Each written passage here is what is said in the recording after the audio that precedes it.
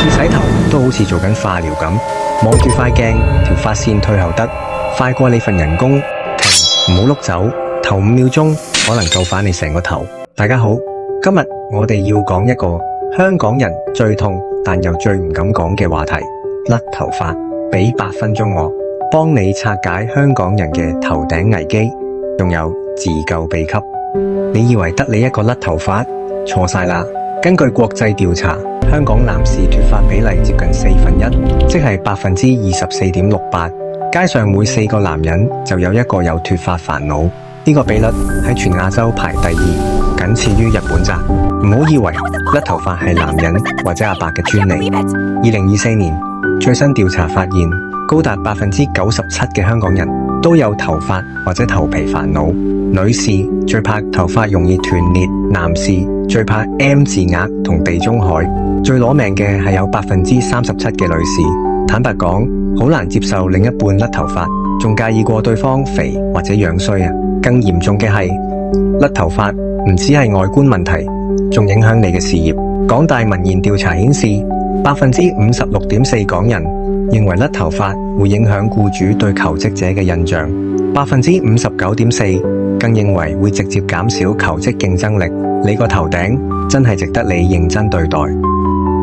哇，強哥，你個額頭最近好似又開揚咗，反光反到殘親隻眼呀！我以為係開咗盞燈。係，玲姐，你唔好笑我啦。最近日日 OT 趕 project， 晚晚2、3點先瞓，啲頭髮甩到我心都痛埋。今朝洗頭，成個去水口都係頭髮，我差啲以為自己生絕症啊！其實我都好明白你嘅感受，你睇下我，雖然未去到你咁誇張，但係啲頭髮扁塌塌，每次梳頭都斷幾十條。我男朋友仲笑我，話我個頭似個雀巢，真係嬲死我。係啊，出街見客都覺得冇自信。上次去見客，個客係咁望住我個頭頂，我都唔知佢係聽緊我講嘢，定係研究緊我條髮線，真係想買頂帽長戴算數。大帽焗住個頭仲死得快。我上網睇話有啲生髮水好勁，你試過未啊？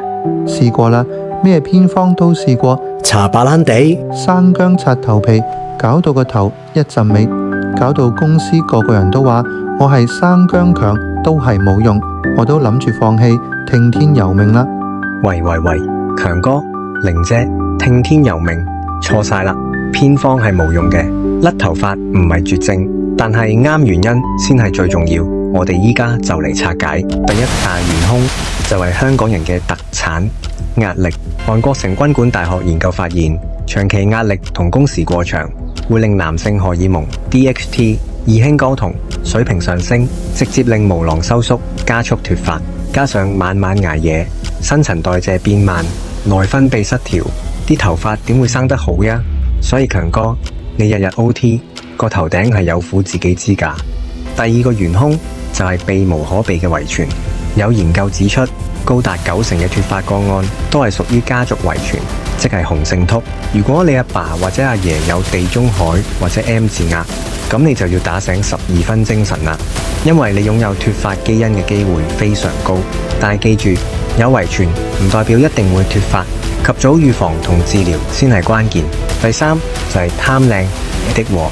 調查話近50%港人有染髮或者電髮習慣，最誇張嘅係超過70%人就算頭皮已經出現敏感、痕癢，甚至甩頭髮都繼續染。高溫同化學物質會嚴重破壞毛囊同頭髮鱗片層，仲有平時洗頭水用錯、洗唔乾淨，令皮脂塞住毛囊，都會令頭髮提早退休。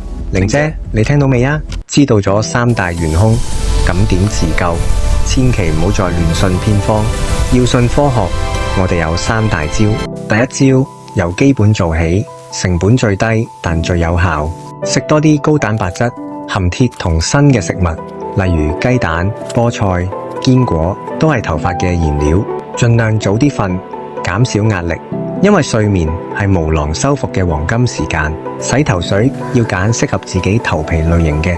洗頭時唔好用指甲狂觸頭皮，要用指腹輕輕按摩，促進血液循環，幫助毛囊吸收養分。第二招，尋求專業醫學幫助。現時醫學界認可嘅治療脫髮藥物主要有兩種，外用嘅米諾士道、米諾地爾、生髮水以及口服嘅 Finasteride 菲那斯特萊，兩者都有一定嘅臨床實證支持。不過記住，食藥、搽藥一定要先諮詢醫生意見，唔好自己亂買亂試，因為有副作用，而且唔同類型嘅脫髮適合嘅治療方法都唔同㗎。第三招，科技打救。如果情況嚴重，可以考慮醫學療程，例如激光生髮，可以激活處於休止期嘅毛囊。PRP 自體血清注射，利用自己血液嘅生長因子刺激生髮，安全性高，甚至係終極大腦。植髮手術係目前唯一可以永久改善脫髮嘅方法。而家仲有 AI 人工智能頭皮檢測技術，只需用手機拍攝頭部，系統就能分析你嘅毛囊狀況，對症下藥。總之，及早發現，及早治療，唔好等到冇得救先後悔。總括嚟講，甩頭髮喺香港真係好普遍，大家唔使覺得自卑或者諱疾忌醫，最緊要係正視問題，保持心境開朗，啱科學嘅方法去處理。